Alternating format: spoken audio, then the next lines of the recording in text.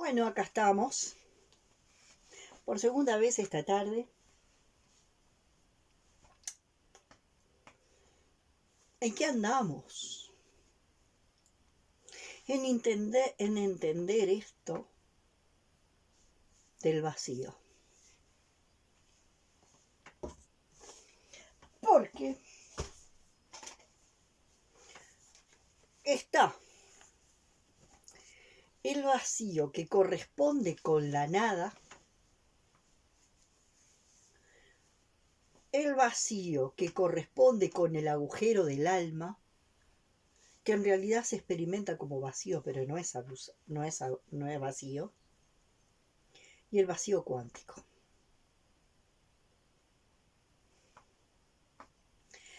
La nada está vacía porque esa esencia subyacente en la nada no ha comenzado su tránsito de volverse existencia. Quiere decir que hay una porción de la esencia que aún sigue estando en estado de nada, en estado inmanifiesto, en estado de nada, en estado, como se le solía decir antes, de potencialidad pura. ¿Qué quiere decir? Potencialidad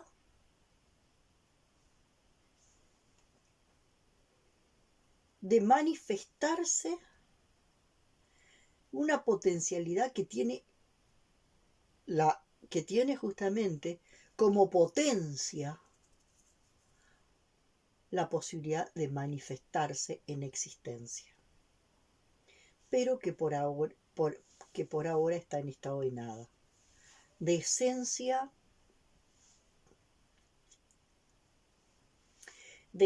y manifiesta. Entonces ahí hay algo que está la nada y la nada esencia. ¿Ah? La nada y la nada esencia. La nada y la nada esencia y manifiesta.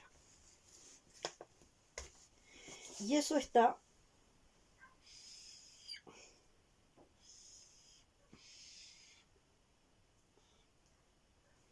acá.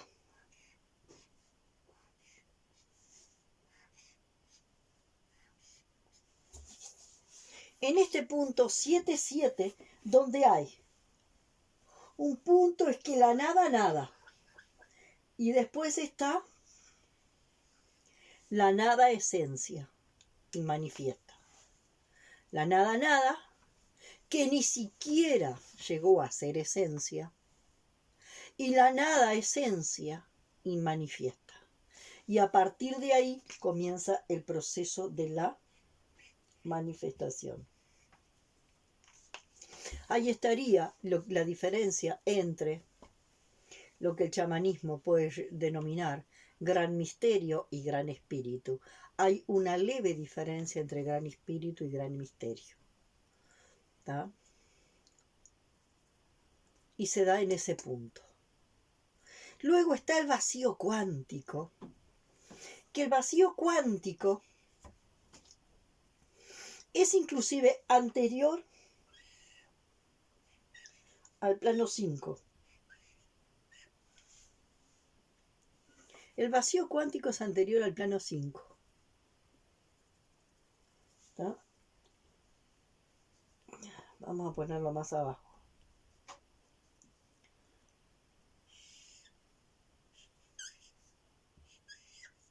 Y de alguna forma es anterior al plano 6. Porque el plano 6 ya tiene las infinitas posibilidades. Y de alguna forma, dentro del vacío cuántico están también las infinitas posibilidades. Acá la nada esencia aún no tiene las infinitas posibilidades. Las infinitas posibilidades se manifiestan en el plano 6. Pero son también las posibilidades que comienzan a salir de la nada esencia. ¿Tá?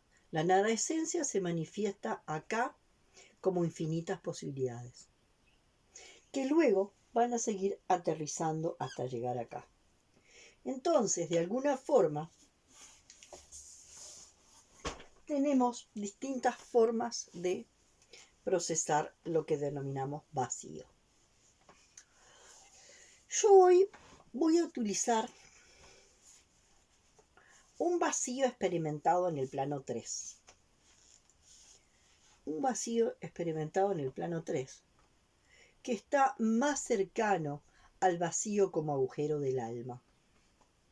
Y ya vamos a ver que que el agujero del alma en realidad no existe.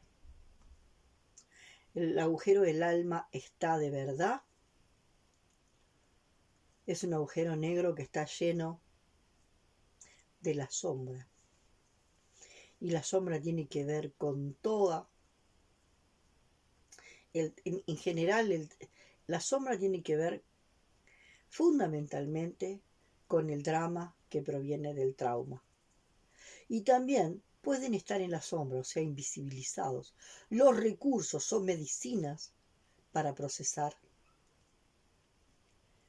ese trauma y empezar el proceso de desdramatización, que de alguna forma va a permitirnos genuinizar la trama de la existencia. Y al genuinizar la trama de la existencia se abren más cuadros y se produce más expansión. Cuando una madre habla, referido a las madres se habla del nido vacío, ¿qué quiere decir? ¿Dónde está el nido vacío? ¿Dónde está el nido vacío cuando los hijos se van? Cuando los hijos hacen el salto de crecimiento y se van. Eso que yo digo que pasa, por ejemplo, en la naturaleza, los hijos se van. La pareja de teros todos los años cuida muchísimo a su pichoncito tero, a veces uno, a veces dos, alguna vez tres. Y todos los años los cuidan hasta que ese tero es capaz de lograr la autodependencia. Salir del estado de dependencia y lograr la autodependencia. Cuando logra la autodependencia y está firme en la autodependencia, puede entrar a funcionar en la interdependencia. Y cuando está preparado para la interdependencia, porque en la autodependencia maduró, está en condiciones de poder vincularse con una pareja y tener hijos. O con otro ser con el que decida acercarse y producir algo, ¿no? Manifestar un sueño, ¿no? Un sueño de 2 o un sueño de 3 o un sueño de 4, que de alguna forma manifestar ese sueño, que de alguna forma ese sueño contiene el deseo de la personalidad, el anhelo del alma y está validado por el propósito del origen. ¿Se entiende? Entonces, ¿qué pasa? ¿Qué pasa cuando el hijo vuela del nido? Así como vuela el pichón de tero cuando se vuelve maduro, cuando logra su proceso de autodependencia, madura en la autodependencia para poder acceder a la interdependencia, en pareja, para tener hijos o para compartir la vida o para manifestar algún sueño, o en grupo también para manifestar un sueño. que es más que una simple sociedad comercial, un sueño que tiene alma. No es solamente un proyecto comercial cuando hablamos de esto. ¿Qué pasa con el nido vacío? El hijo se fue, voló como el tero, a hacer su proceso de autodependencia. Y la madre queda llorando. Llora más la madre que el padre, genialmente. ¿Por qué? Porque, bueno, la madre tuvo ese hijo en la panza. Y la madre queda llorando. Y siente una falta terrible. Y siente una falta terrible. Y ahí se manifiesta el faltante. ¿Qué me falta cuando siento que me falta? ¿Qué me falta cuando siento que me falta?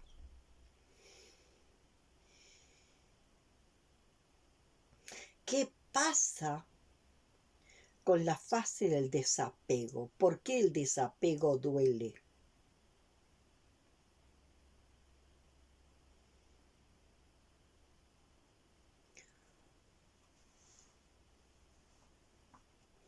El desapego duele cuando en el apego el objeto de apego se convierte en tapaagujeros.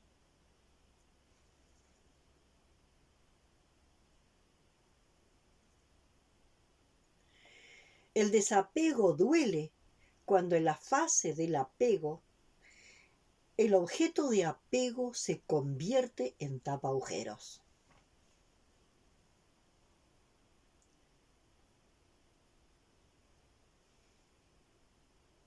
Entonces, a través de lo que ya conocemos como parentificación,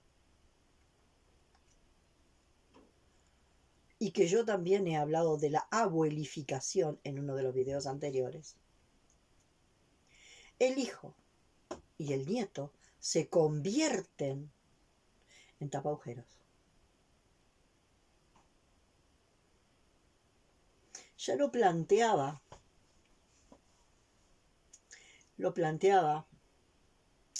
Erich Fromm en uno de los libros, El arte de amar, donde hablaba que por qué era tan frecuente el embarazo adolescente en las chicas jóvenes, inclusive muy jovencitas, de las clases más desposeídas. Y Erich Fromm planteaba, tener un hijo es la única posibilidad de tener algo. No importa si después lo tienen que abandonar, pero es la posibilidad de crear algo y de tener algo.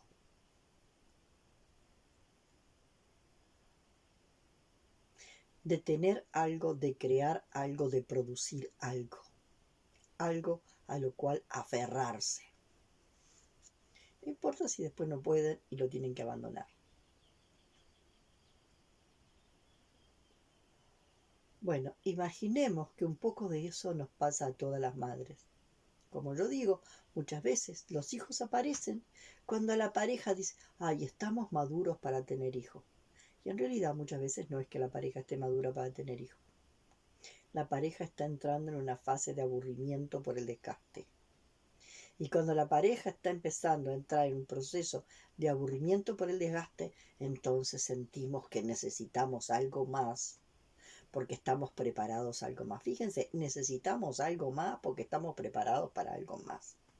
Entonces surge la necesidad de tener un hijo. Fíjense en la desesperación de algunas mujeres por quedar embarazadas mientras su naturaleza les está diciendo que no. Y hacen de todo tipo de tratamientos y cosas para tener un hijo. ¿Qué es lo que busca una mujer en ese hijo? Decía Hoyo, el día en que las mujeres entiendan que esta cultura las ubica en el lugar de ser fábricas de hijos y puedan ver que en su identidad pueden ser bastante más que solamente fábricas de hijos, van a poder utilizar toda su energía creativa para sanar al mundo. Bueno, y hay mujeres que en realidad deciden no tener hijos y deciden entregar su vida para sanar a los hijos de otros y para sanarse y sanar, que aunque no se den cuenta, están sanando al humano genérico, es decir, la esencia humana dentro de cada humano. La esencia humana dentro de cada humano es el humano genérico.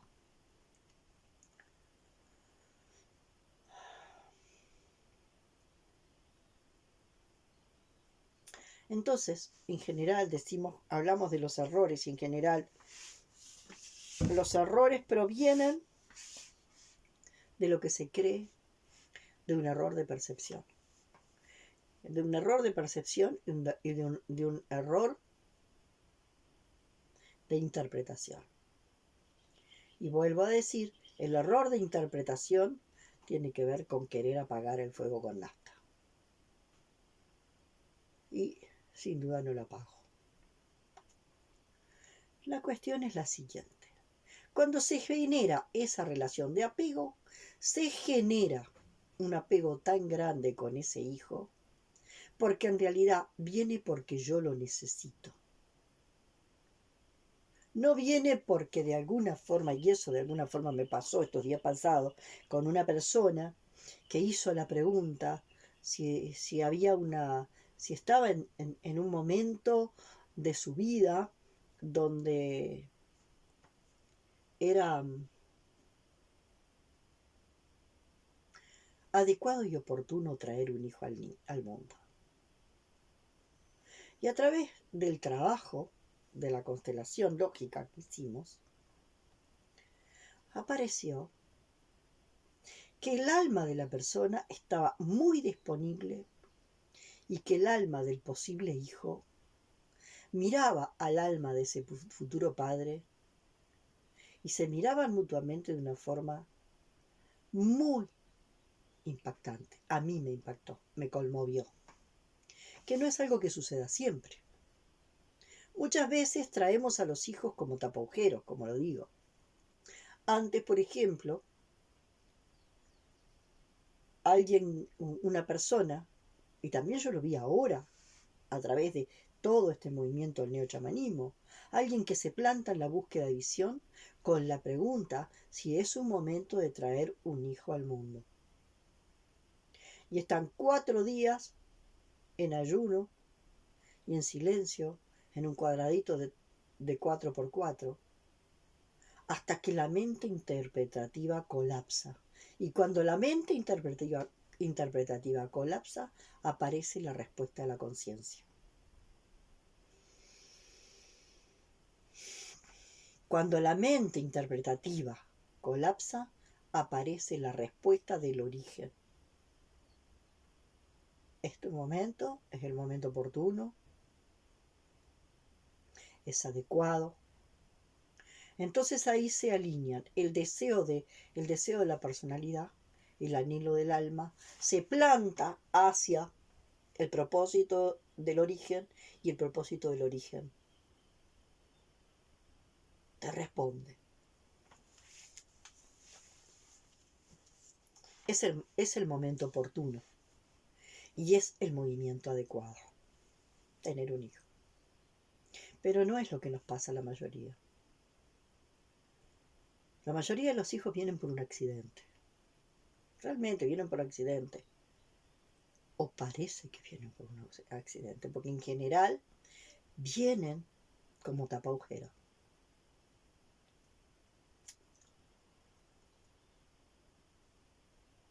Entonces, ¿qué es lo que sucede? Sucede que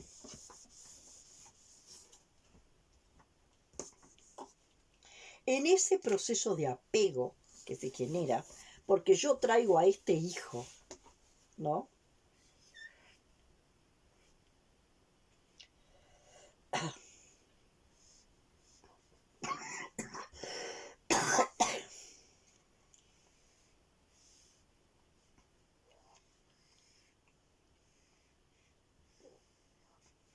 yo traigo a este hijo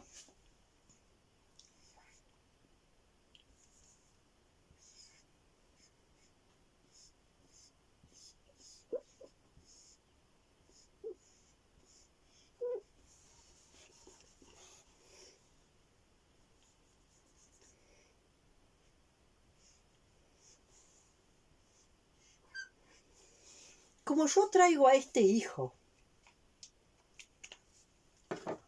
para tapar un agujero, se arma se genera un lazo muy fuerte entre el segundo chakra y el segundo chakra.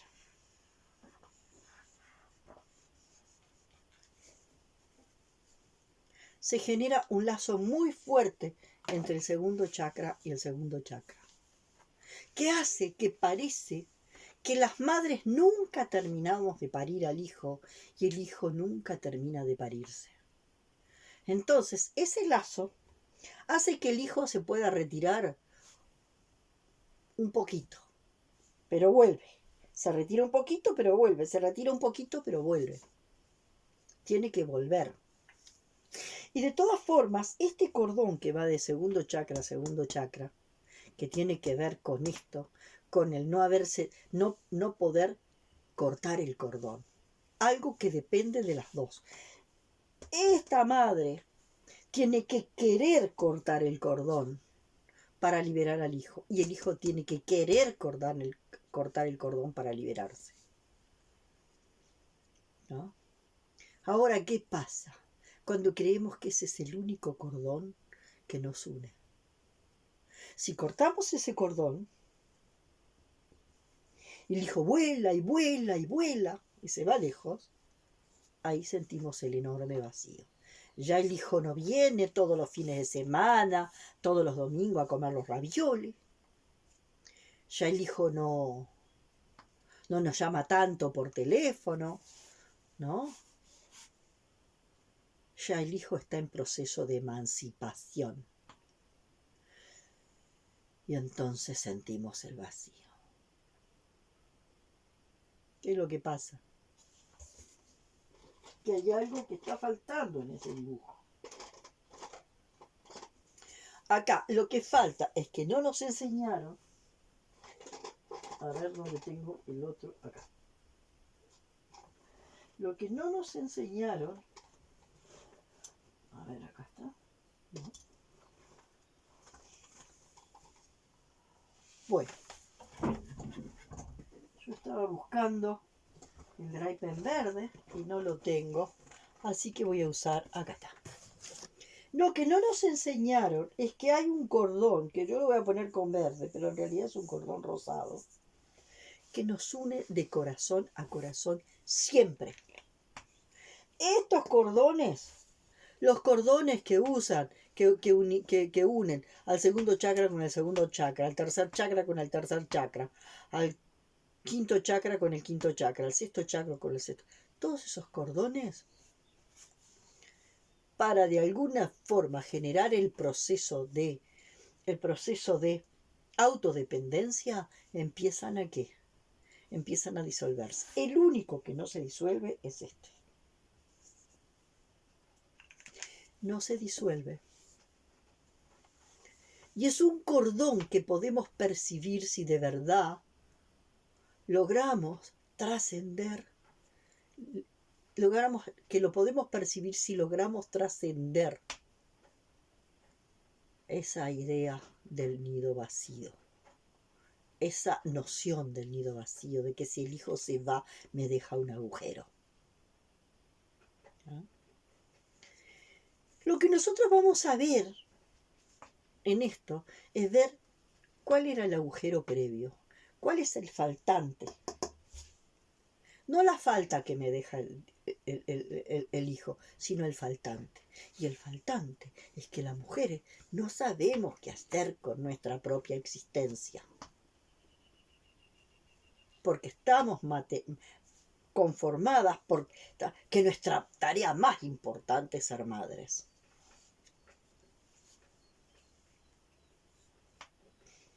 Y uno ve películas y películas. Ahora empiezan a ver algunas otras películas de una mujer que empieza a sentir que no necesariamente se va a sentir autorrealizada siendo madre. Hay otra cantidad de caminos y posibilidades para sentirse realizada. Sobre todo si decido sanarme para sanar. Y voy pudiendo compartir la medicina que surge de mi sanación con los demás. Y la medicina que se despierta es energía creativa. Ahora, ¿qué es lo que tiene esto? Que a través de este cordón puede suceder lo siguiente. A través del cordón verde puede suceder lo siguiente. Este cordón verde es tan laxo, tan flexible, tan laxo, que el hijo se puede ir para otra galaxia.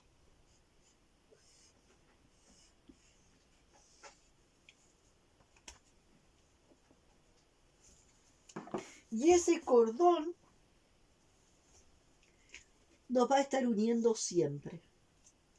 Entonces, si yo tengo claro que de alguna forma comienzo a sanar el vacío previo, el faltante previo a la falta de mi hijo, ¿no? El faltante previo, que fue el faltante que en determinado momento me llevó, la mayor parte de las veces, a tener un hijo. Tengo un hijo porque me falta algo. Y en realidad uno tendría que tener un hijo cuando uno siente que tiene suficiente y que en realidad le está sobrando. Uno tendría que tener un hijo cuando en realidad uno está tan pleno y se siente tan pleno que le sobra algo. Y eso que le sobra se lo va a dar el hijo. Y no es lo que generalmente pasa. Las parejas tienen hijos no porque les sobra, sino porque le falta. Entonces, este cordón hace que no importa dónde esté nuestro hijo. Que no importa dónde esté nuestro hijo. En otra galaxia, en otro continente, en otra dimensión, no sé dónde. Esto no se va a acordar jamás. Con la madre con la madre y con el padre, porque en el hijo está todo lo que el padre le dio, todo lo que el padre le dio en ese espermatozoide. La madre, bueno, le dio después todo lo que tuvo que ver a través de la gestación, pero el padre también le dio todo lo que le dio en ese espermatozoide. Si de alguna forma la teoría de cuerdas dice que dos partículas que han estado juntas determinada cantidad de tiempo, van a conservar siempre la memoria de ese tiempo que estuvieron juntas. No es exactamente así la teoría de cuerdas. Yo la estoy planteando de forma muy simple y con una cierta distorsión. Imaginen que este hijo tiene en sí la memoria y toda la información además que iba en el espermatozoide. La memoria que estaba en el óvulo y la memoria de todo el tiempo compartido dentro de la panza de la madre y en el tiempo de convivencia con la madre, con el padre, si es que existió. Y si no es que existió también.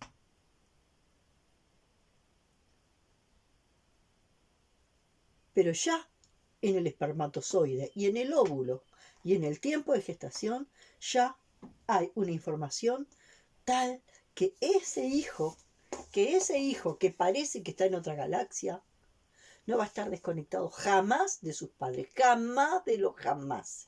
No importa lo que haya sido la madre, no importa lo que haya sido el padre, o cómo se haya, o lo que se haya manifestado a través de la madre y el padre. ¿Ah? Entonces eso es importante, tenerlo en cuenta. Si nosotros tuviéramos conciencia de que este hilo, de que ese cordón, que yo lo dibujé verde, pero sería rosado, que ese cordón es un cordón que no se va a disolver jamás. porque es el cordón que de alguna forma nos sostiene en el entramado de todos los humanos y en el entramado de toda la naturaleza y en el entramado de todos los elementos que existen en la existencia. Nada, ningún elemento que existe está suelto. Ningún elemento que existe está suelto. Les decía que se me fue quedando sin batería el celular. Una de las cosas que me quedó sin aclararles es que la distancia no necesariamente tiene que ser física, aunque a veces es necesaria la distancia física. La distancia importante tiene que ser psicológica. Eso es bien importante, que la distancia sea psicológica, ¿no? Por lo tanto, la mamá y el papá van a seguir pensando como piensan, sintiendo como sienten, porque de alguna forma ellos van viviendo sus destinos al modo en que lo van sintiendo, en el que van queriendo o en el que van pudiendo. Y los hijos, en el proceso de emancipación, la distancia, reitero, no tiene necesariamente que ser física. La distancia puede ser psicológica. Así que si la distancia psicológica es posible, no hay necesidad de retirarse.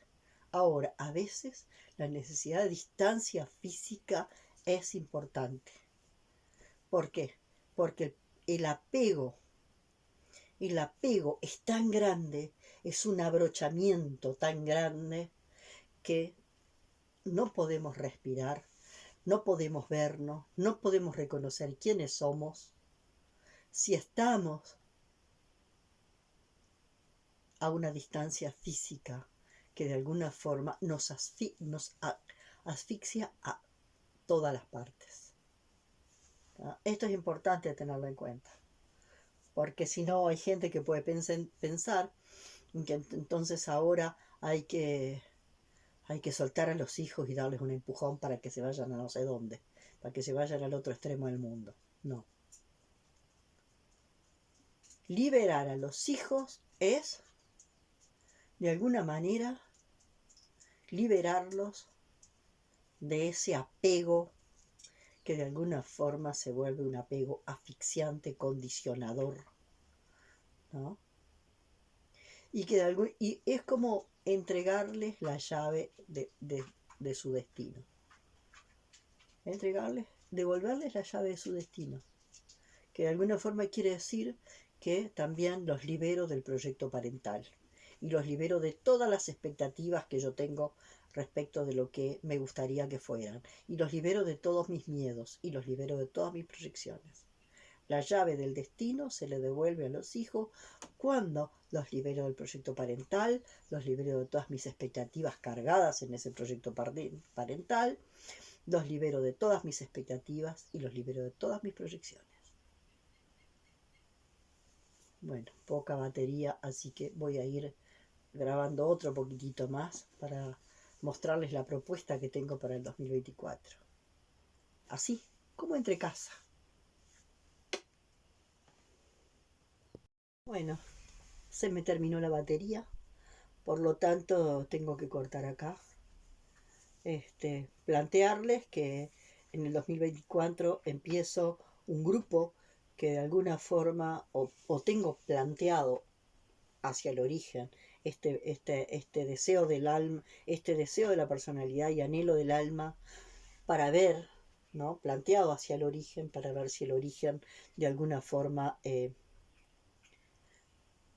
valida esto que yo le planteo, como quien se lo presenta al gran espíritu, al gran misterio, para recibir la respuesta de ese adecuado y oportuno que esto sucede, igual que con el hijo.